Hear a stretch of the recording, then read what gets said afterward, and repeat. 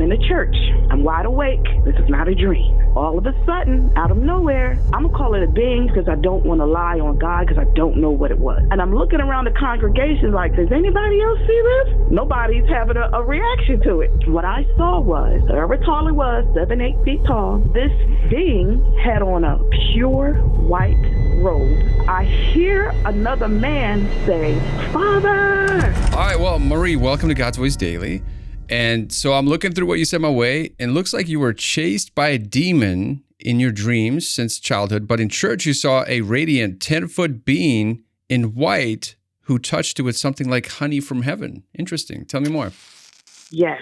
I have many experiences, but those two, my daughter says I need to share. All right. Okay. The first one with the demon, yes. Ever since I was a little girl, I always had a dream that something was chasing me. The older that I got, the more I could see of it. So by the time I was, 19, that's when I saw it full on.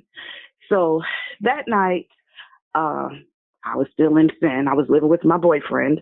And I told him, if you see me struggling in my sleep, please wake me up, because I told him about these nightmares that I was having. So that particular night, here we go again. I'm in a dream. It's at night. I'm walking through this park, but there's a basketball court. And this thing is chasing me.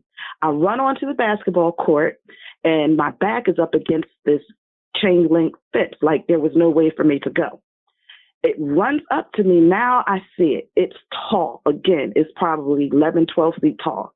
It has a dark hooded cape on, I guess. And his face was dark. Like I couldn't see any facial features, but I could see the eyes, and it didn't look red. I keep telling everyone it looked burgundy, like a dark blood color. And it reached its hand out to grab me. And all I saw was long, scaly arms, like a crocodile or something. And the nails were so thick and pointed, almost like an arrow. And when it reached out to get me, I'm like, oh my God, this is it. All of a sudden, it flew back as if something snatched it back, and it was gone. So the next morning, my boyfriend says, did you have that nightmare last night? And I'm like, yes, I told you to wake me up. He says, well, let me tell you the dream that I had. He said, I had a dream. I landed. It's like, boom, I just landed. And when I looked, I was in this park. It was dark. I saw you with your back up against the fence and something tall standing in front of you. I heard something say to me, put it in that cage. And I'm like, what cage? He said, I looked to my right, and there's this cage. It almost looks like a jail cell. It was so thick. And in my left hand, he said, I had a sword. He said, so with my free hand, I snatched it and I threw it in the cage.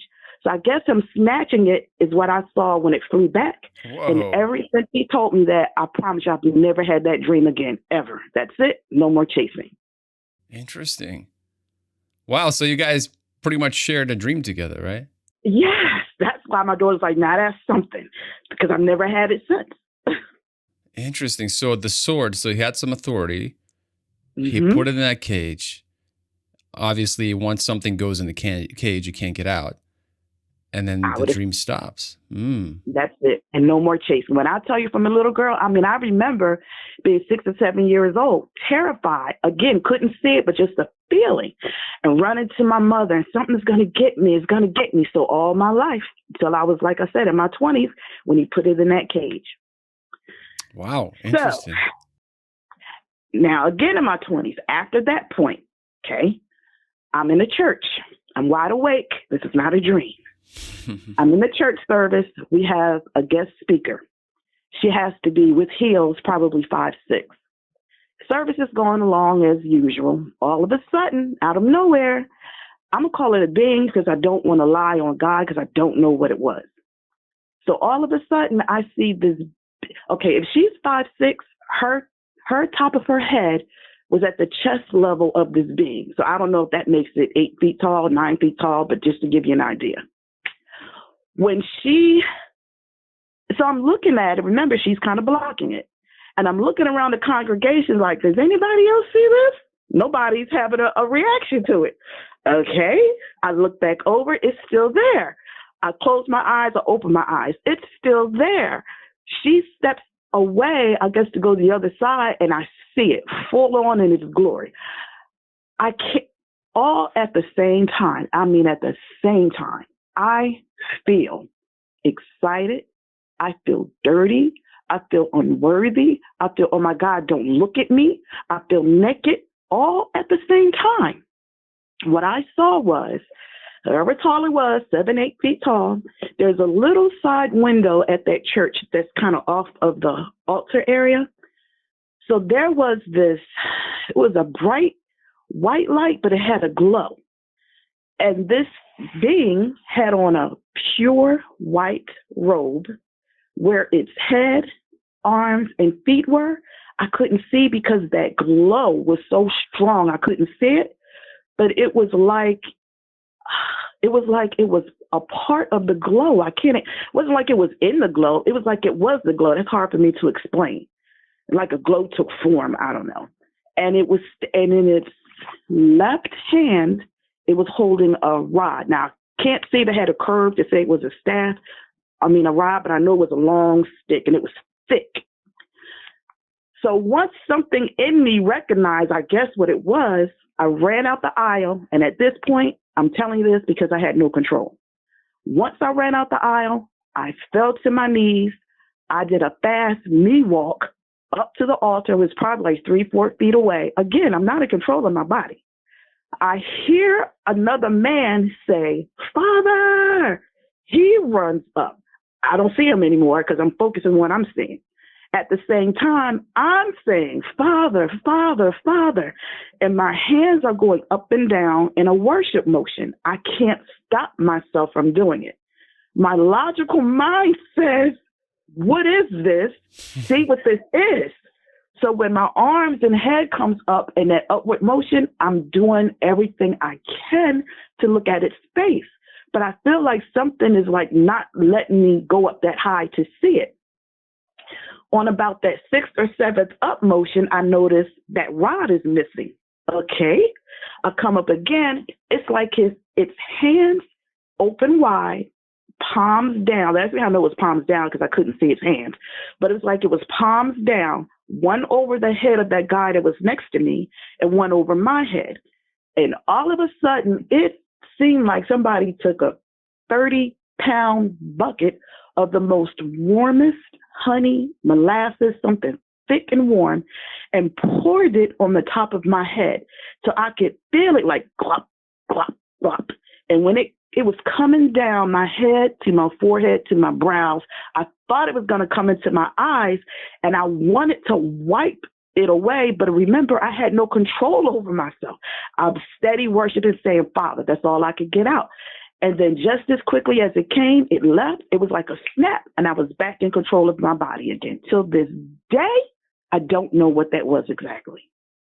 Interesting. Well, I guess I'm curious to find out what your life was like after that experience.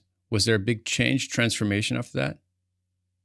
Well, I've been a runner. So I've been in God. I've come out of God. When I've come out of God, I'm like, I can't do this no more. I go back into God. But I keep having experiences. I was sitting in my car working. This was maybe 5 years ago. This is when I was back in heavily. I'm sitting in a car in the parking lot on my lunch break, and I'm making up worshiping songs, and I'm singing, and I'm worshiping, and I'm singing. All of a sudden, in the passenger seat, again, I see this being in white, and while I was rocking back and forth singing, it rocked back and forth. It scared me so much, I snapped out of it. And my daughter's like, "Now you're worshiping with angels." I can only tell you what I'm experiencing. This is crazy. Worshiping with angels. It kind of reminds me of Jason Upton. For those of you watching, listening, look up Jason Upton, the song "Fly," and he performed it live. And there was a giant angel that appeared behind him as he was playing this song, and it joined him in worship. It had this high pitch of voice, and they were actually able to capture it on tape. Like you can listen to that song. And he said the same. It was kind of like the same thing where he was almost in this, like, I don't know, he in a almost like he was like drunk in the spirit, so to speak. He was not able to control himself. He was just kept singing. And someone even told me, I remember listening to an interview later, that it took him like 24 hours to recover from this experience. But interesting that this thing showed up, same thing, was large behind him, and people were hiding because they're like, man, I'm so unholy, I can't look at this thing. And so, but in his case, it was an angel. In your case, what was that? I'm not saying because I don't know, and I don't want to lie on the spirit realm. I don't know. All I know is I was in my car rocking back and forth deep in worship, making up my own words, worshiping. And that thing was in the same sync with me. When I went up, it went up. When I went down, it went down. And I saw it on the sun. Nothing's supposed to be in my car. And it scared me. And it went away. Wow. Interesting. Going back to the church encounter, you said like some kind of honey, right, was poured on you. That's the only way to describe how thick it felt, like a thick, warm honey or thick, warm molasses, something, because when it poured, it felt like it was a slow glob rundown. That's why I'm saying honey or molasses, something thick. What do you make of that? What do you make of that? I don't know. As I've been telling this story throughout the years, never changing one thing, I'm getting all kind of answers. Oh, that was an angel of the house. Oh, that was the Lord. Oh, that was an angel giving you an anointing. That I don't know. Can you describe when you were seeing, both times when you were seeing these angelic like beings, Mm-hmm. do you were you seeing them in this realm, or do you feel like you was like more of a vision? No. In the car, it was like someone physically was sitting next to me in the passenger seat. That's why it scared me, because no one was in that car but me. In the church, I saw it. That's why I kept looking around saying, does anybody else see this? Did anybody else see it? The only person that reacted was that one man from the other side of the church that yelled, Father, and he came running. Did you ever talk to him afterwards? No, my cousin was there, and she said he left soon after. Maybe he was shook. So I asked her, did you see it? She said, no, girl, I just saw you drop to the knees and run. I'm like, I don't know what's going on. But she's saying, Father, let me praise. You didn't see it. No. Oh, my God. I am so jealous. I wish I had that encounter. That's awesome. The only encounter I had was being choked by a shadow demon. Oh. And I would trade your experience for that experience any day. Well, I've had dreams. Well, I don't even want to call it a dream because I was wide awake of being held down. I've had moments as a little girl of being held down, can't move, can't talk. I can hear everything around me. I can hear my parents cooking downstairs. I can hear the TV in my room, even as an adult. It hasn't happened recently, thank God, but I can hear everything around me. I can't move. The only way to break it, I have to get every power in me to say Jesus. That's the only way it breaks. Well, that's how it was for me. It was like a sleep paralysis kind of thing where I think it was just, I was so shocked from the fear. It just almost paralyzed me. And I tried to get this thing off of me. But, I will say I did have a face-to-face encounter with Jesus, but it was like in a dream within a dream. It was supernatural. And this happened 10 years ago, and he told me to start God's Voice today. And 10 years later, it happened. So I did have both positive and negative, but to be worshiping in a car with an angel, that would be cool too. As a little girl, I've been in the house just before I came into God, not knowing. I'm telling you, I've had a lot of these spiritual experiences, but she told me to tell you those two. I'm in the house as a teenager, maybe 13. I'm in the mirror, getting myself ready to go outside. No one's in the house but me. I hear my name, and I'm thinking it's my mother. So I'm saying, yes, nothing. I hear my name again. Yes, ma'am, nothing. I go downstairs. There's nobody in the house. I freak out, so I run outside. Who's calling me? I've been in a car coming down the interstate where there's a curve in a van. I promise you, I thought because I turned it so tight that the van was going to flip over and I was going to die. And I just gave in. I said, well, this is it.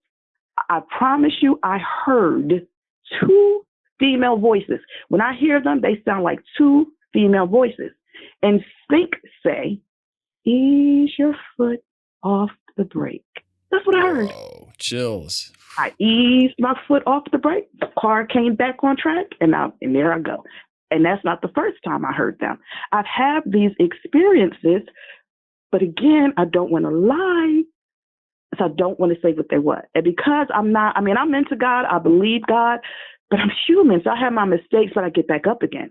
And because I'm up, down, that's why I question myself. You would think with all these experiences, you're right, I should be a saint or a pope somebody, but I'm not. No, I understand. And even when I had my face-to-face encounter with Jesus, and I held on to that dream, it was like I was within a dream, and then all of a sudden I was taken up to this tunnel, and I just remember going through that tunnel and feeling this love. It was just overwhelming. It was just like going through this tunnel, like lightning, like speed of sound, going super fast, and then being on the other end, all of a sudden I was able to move my arms. I was able to smell, sense. It was like I woke up in the dream within the dream. And that's when I had that experience. And I don't remember why I say what point I'm trying to make, but other than to say that, oh, there you go. I remember the point. That over the years, I did doubt, like, did this really happen? Because, I thought immediately I was going to wake up the next day and have this show and things were just going to work out. And then 9 years goes by and nothing happens. Every time I try to kickstart something, nothing happened. And I remember thinking, Lord, did I hear you correctly? Was this really from you? Was this not you? And then finally, when the time is right, boom, everything just happened. But you're right. As we live in this world, we go in and out of faith all the time. We sometimes, we do question things. And even like I think about the Bible, the John the Baptist, even he was like, are you the one? Even he questioned, right? When he was in jail, when he was hit rock bottom, all of a sudden he has a lot of time to think and everything's not working out. And what's going on? Lord, did I hear you correctly? Is this really you? I think what for me, when I have these experiences and I'm wide awake so that it's not a dream or a vision, that's when I kind of doubt, like, am I going crazy? Especially if no one else sees it, because I'm not asleep. I'm wide awake. That's why I doubt.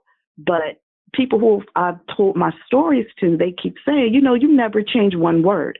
You always tell the same story because it's so real. It's so real. It is real. I saw it in real lifetime, but even some of these dreams that I have, my friends say it's a difference between a prophetic dream and a regular dream.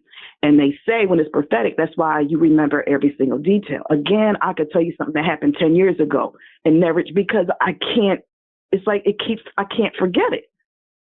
I don't know I don't know if that's a gift. I don't know what it is. Now, this, when I prayed, God, now you give me a big platform to share my experience. Don't let me say nothing you don't want me to say. And I think I'm supposed to say this. All right. So 2 weeks ago, I had a dream. I was in this room with about 50 or so people. And there were 3 angels in the room. One angel appeared to be the one in charge. He was sitting at a board table. He would call people one by one to go up to him. He'd take them by their hands, both hands, and he'd speak to them what their assignment was. They would go to the second angel who would teach them instructions or directions on how to use that gift for that assignment. They would go to that final third angel who would teach and give them the power and the authority to use their gift for their assignment. So I'm thinking I'm supposed to say this on this platform to say, I believe God is doing something spiritually because something's about to happen naturally, and he's giving people their assignment. So if you are a prayer person, if you believe, then stay in prayer because he's giving out those assignments. I saw it, and it's one of those dreams where I can't forget it. Wow. God has given out assignments. It's interesting. Yesterday, I was in Kentucky touring the Noah's Ark. I don't know if you've ever been. It's a pretty cool experience. And just walking through and just seeing that massive boat, whatever the thing is, ship, right? Technically. Anyway, so just touring it. And I just remember thinking, God gave this man an assignment. And what is it? Some people debate 70-something years it took him to build it, 90. And you look at all the details, all the things that had to happen, all the minor details and how big that structure is. And one man who accepted his assignment, was faithful in it, followed through, and look what happened, right? And just in that moment, God was speaking to me, kind of what you're saying. It's like, yeah, God has given all of us an assignment. And it's up to you to accept it and be faithful and follow through. So that way you do hear the words, well done, my good and faithful servant. And so that's. Can you imagine all the ridicule that he was under for all those years? It took him to complete that. And that's how you know you're on the right track. If no one is criticizing you, you're probably not doing the right thing. That's just how it is, you know? I mean, even with this little channel, I had death threats on this little channel. Oh, my God. For the enemy is busy. I'm praying, I'm hoping, because I've been asking God ever since I've had that vision. God, please send someone to tell me what that was. If that was anointing, what am I supposed to do with it? What is it? I can't get anybody. I've searched the internet. I find clothes, but no cigar. You know how things resonate in your spirit? Mm-hmm. So I'm hoping maybe somebody will hear this and say, I had the exact thing happen, or I know what that was, so that I can finally know what that was. Well, in the comments below, if you're watching, listen to this, and you know exactly what Marie is talking about, comment below. And Marie, you check the comments when it's published, and maybe you'll find your answer. Well, in closing, before we disconnect, is there anything else you want to say? Just in this day and age, you know, I believe we're coming towards the end. God's been dealing with me purposely on what to look for signs. And I see them unfolding. I don't want to put that out there, but I see it unfolding. And I think that's why he's giving out assignments spiritually. So all I can say is you have to pray and keep in touch with God so that you will know what's going on and how to be prepared. That's all I can say. Just pray and stay connected. Amen, amen. Well, Marie, am I saying right? Marie, right? Yes. Marie. All right. Well, Marie, thank you so much for your time. Enjoyed this. Thank stay in you. touch. God bless you. Okay. Take Bye-bye. care. Bye. Hey, thank you so much for watching. Before you go, can you do me a huge favor and subscribe to the channel? And also want to invite you to join our free private community with thousands of members at godsvoicefamily.com. And lastly, if you thought this testimony was powerful, wait until you check out what I have for you next. It should be on the screen right now. Go ahead, click on that video, and I'll see you there.